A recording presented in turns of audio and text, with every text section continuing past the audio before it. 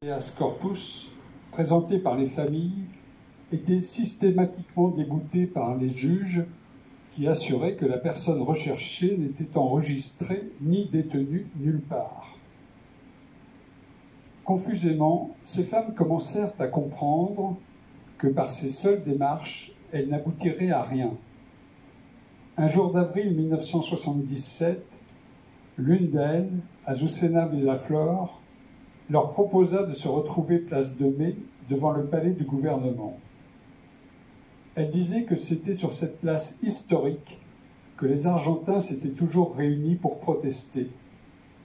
Quand elles seraient suffisamment nombreuses, elle demanderait à être reçue par le général Videla, le nouveau président de facto.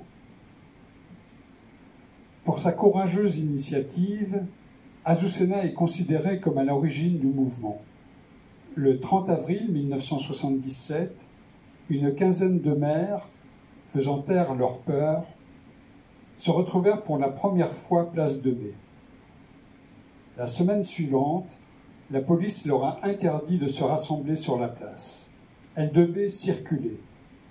C'est ainsi qu'elles commencèrent à marcher, deux par deux, formant une ronde autour du monument central. Plus tard, elles décidèrent de se retrouver à une procession catholique pour essayer d'obtenir de l'aide. Comment se reconnaître les unes des autres dans la foule? Avec quelque chose qu'elles avaient toutes dans leur placard, un linge de leurs enfants, qui plus tard est devenu un foulard blanc.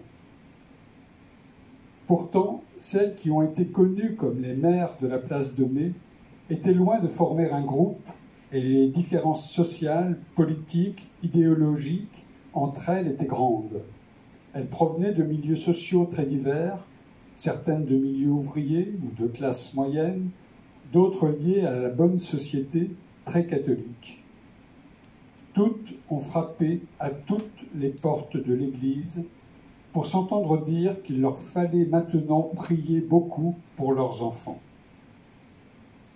En réponse à l'une de mes lettres, l'évêque de Paraná et aumônier de l'armée, Monseigneur Tortolo, m'avait écrit que le mieux était de me recommander à la très sainte Vierge Marie.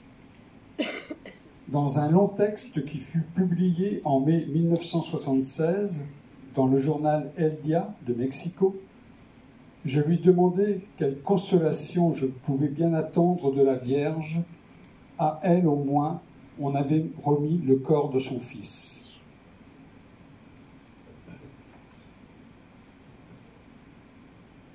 Il est... Ça plombe.